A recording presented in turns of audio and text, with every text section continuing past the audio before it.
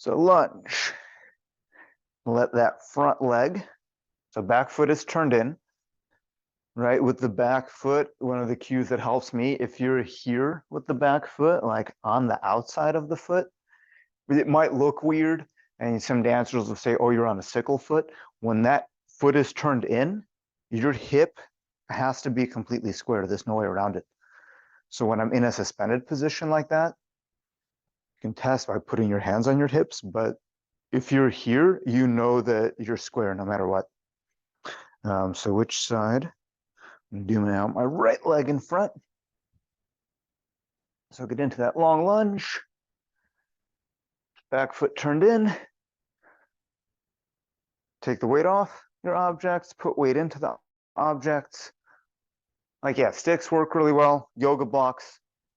This is just what I happen to have laying around.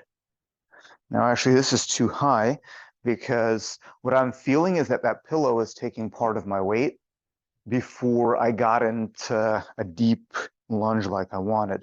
So you have to figure out how much pillow you need. And that the sliders, this is where you could have maybe one foot on a slider, both feet might take you into the split a little bit too fast. But go a little bit lower every time. Breathe, hold, contract, slide down.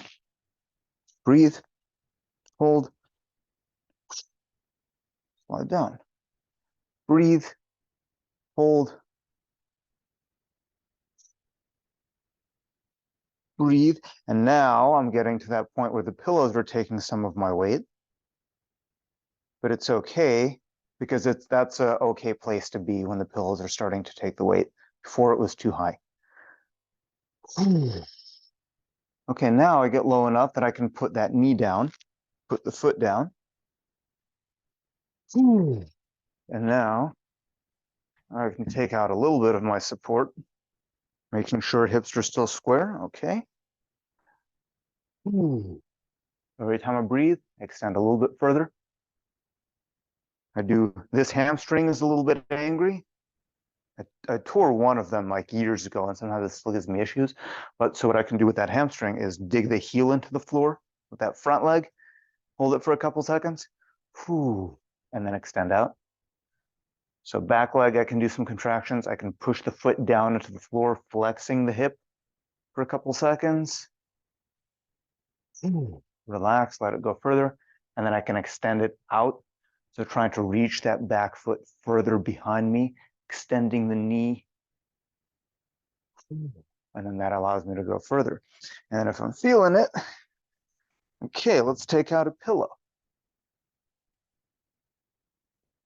Now it's letting me go a little bit further. Same thing, hamstring contraction, push down, reach that foot forward. I can take weight off the hands. So I'm pushing down a little bit with the hands. If I make the hands lighter, you can let it go further. Relax, release. Okay, I've hit a position that's probably good for me today. So I'm going to hang out there for a few breaths.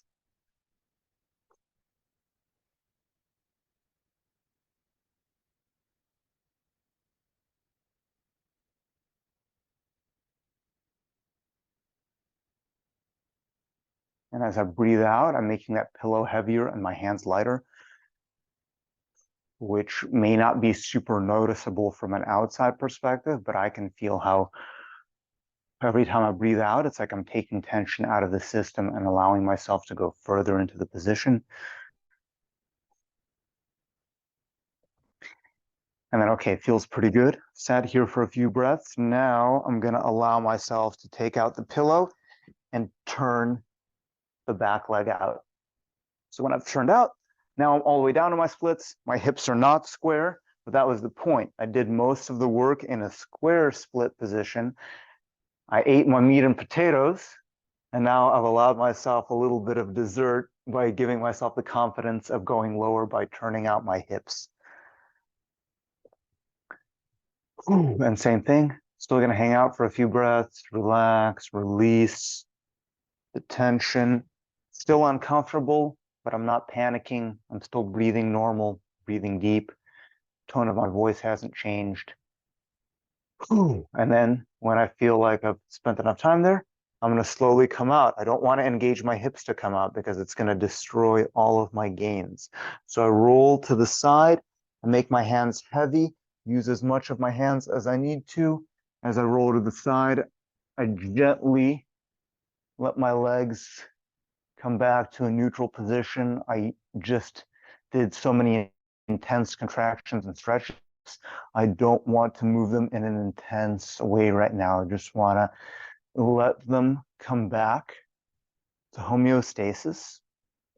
Let my body remap the control and the limiting factors. I'm going to get up like an old man using my hands, resting my hands on my knees. And now I'm just going to walk around a little bit. And I feel the warmth in my hip flexor, my glute and hamstring, so I can feel what I just stretched. And I'm allowing the part of my brain that I don't consciously control to remap where those limitations are. So again, this kind of flexibility training, it's intense. You're probably going to be sore from it. You're working your nervous system a lot. So this is not a daily thing. Like you're going to have kind of your daily stretch, right? And that's the thing that you can do casually. And then you're going to have your stretch where you're trying to push the limits of your range of motion.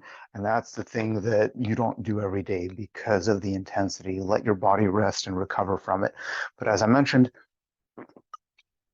the gains are made right here. How you come out of this stretch